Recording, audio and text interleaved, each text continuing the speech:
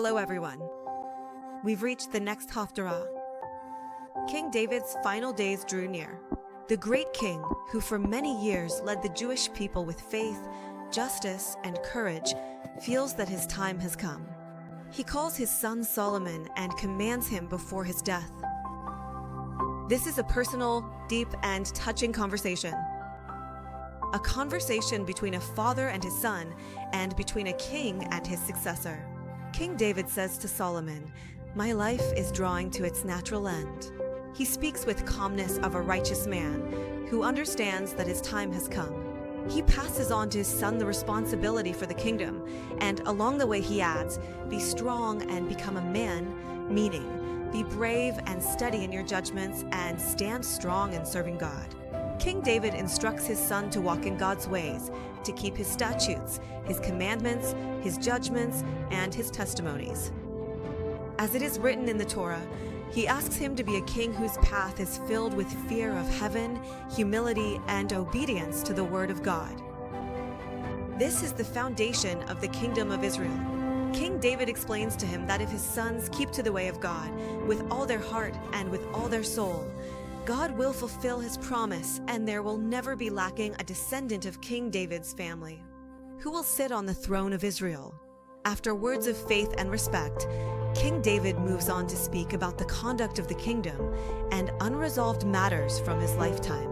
He reminds Solomon of Yoav, the army commander who had been loyal to him for many years, but had also shed innocent blood. King David recalls his actions, how he killed the two commanders of Israel's army, Abner and Amasa, causing unnecessary bloodshed. He tells Solomon, "Act intelligently according to your wisdom." In other words, Solomon must act wisely, but also ensure that justice is done, in order to cleanse the kingdom from the wrongs of the past. After that, King David mentions the sons of Barzillai. He instructs Solomon to show them kindness and have them eat at his table, because during his escape from Absalom, Barzillai's sons came to his aid, supported him, and treated him with loyalty and honor. King David wants to ensure that even after his death, their memory and kindness will not be forgotten. Then, King David mentions Shimei, the son of Gera. He is the one who hurled harsh curses at King David on the day he fled from Absalom. Even though King David swore to him that he would not put him to death, he reminds Solomon, "Do not let him go unpunished." King David clarifies that he trusts Solomon's wisdom. He knows that Solomon will know how to deal with him, so that justice will be carried out completely. With this, King David concludes his final instructions. His last words combine respect for God, justice, gratitude, and loyalty to the principles of the Torah.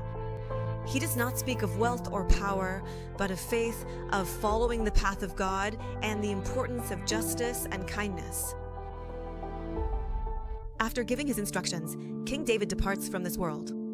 The verse states simply, "And David lay with his fathers." He was buried in the city of David, the place that bears his name to this day. With this, a great chapter in the history of the Jewish people comes to a close.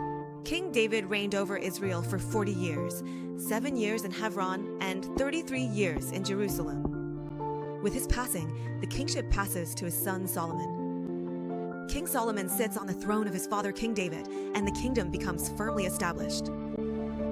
This is not just a transfer of power, but a continuation of a path from a king of wars and prayers to a king of peace and wisdom.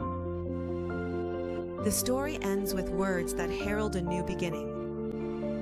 King Solomon sits on the throne of his father, and his reign is secure.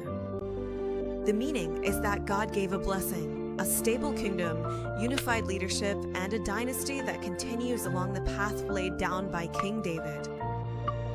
We can now feel the spirit of King David, a man of war and a man of faith, who established the kingdom and laid the foundation for the house of God.